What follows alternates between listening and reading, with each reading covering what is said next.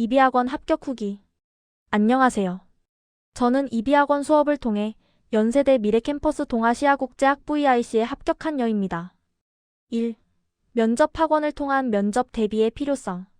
처음에는 EIC에 대해 잘 알지 못했고 혼자 공부하면 충분히 준비할 수 있을 거라 생각했습니다. 하지만 실제로 학교가 무엇을 원하는지, 면접에서 어떤 부분을 평가하는지를 알게 되면서 혼자서는 한계가 있다는 걸 깨달았습니다. 단순히 지식을 아는 것만으로는 부족했고 답변을 논리적으로 정리하고 태도로 보여주는 훈련이 필요했습니다. 그때 이비학원의 선생님들이 큰 도움이 되었습니다. 경험 많은 선생님들은 제가 놓치고 있던 부분을 짚어주고 답변을 더 설득력 있게 만드는 방법을 알려주셨습니다. 모의 면접을 통해 실전처럼 연습하면서 긴장감을 다루는 방법도 배울 수 있었고 그 과정에서 인문 사회 철학 등 다양한 분야의 지식까지 쌓을 수 있었습니다. 2.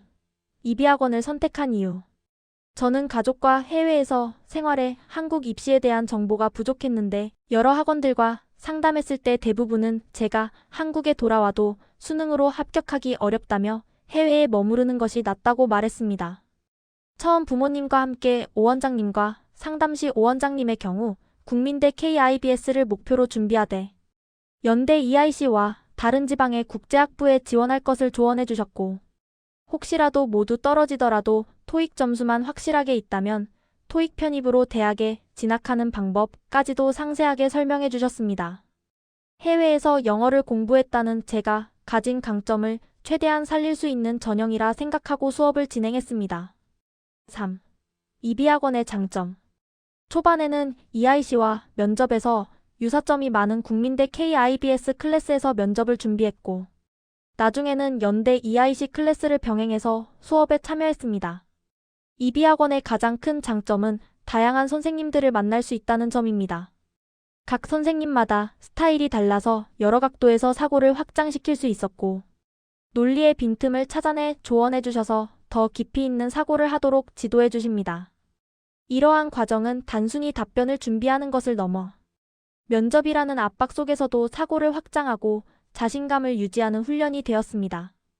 또한 이비학원은 학생 개개인에게 세심한 피드백을 제공합니다. 카카오톡을 통해 선생님께 직접 질문을 드리고 답변을 받을 수 있었으며 수업은 줌으로 녹화되어 복습할 수 있었습니다. 이는 다른 학원에서는 쉽게 제공되지 않는 서비스로 저에게 큰 도움이 되었습니다. 이비학원은 단순히 지식을 전달하는 곳이 아니라 학생이 스스로 성장할 수 있도록 돕는 환경을 만들어주는 곳이라고 생각합니다. 4.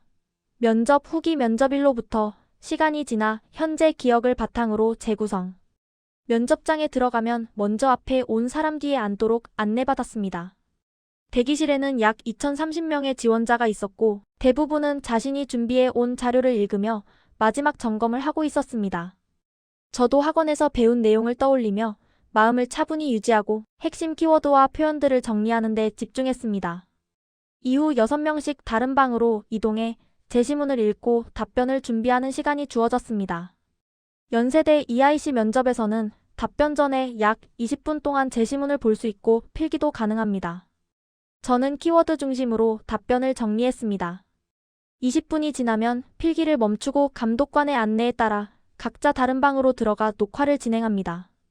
면접 녹화 시간은 10분이며 시작하면 중간에 멈추거나 다시 할 수 없기 때문에 실수하더라도 끝까지 이어가야 합니다. 이름이나 출신지를 말하면 감점이 되므로 절대 해서는 안 됩니다. 또한 녹화 화면을 직접 건드려서는 안 됩니다.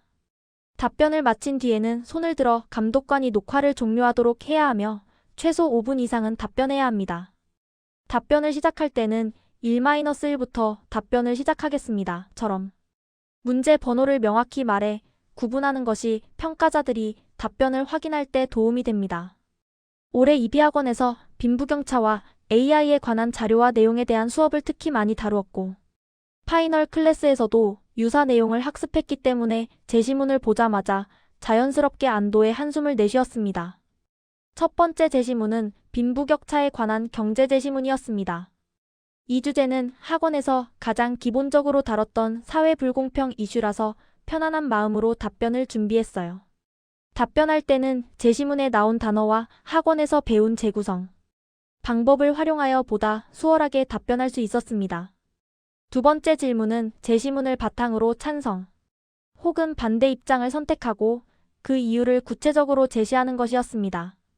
단순히 입장을 밝히는 것에 그치지 않고 제시문 속 논점을 활용해 제 주장을 뒷받침해야 했습니다.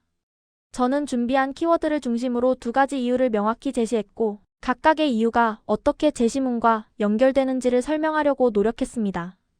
두 번째 제시문은 인공지능 AI 청소년 성장에 미치는 영향에 관한 것으로 찬성 반대 중립의 세 가지 관점이 제시되어 있었습니다. 첫 번째 질문에서는 각 관점을 요약해 말해야 했는데 단순한 정리가 아니라 문제의식과 근거를 드러내야 했습니다.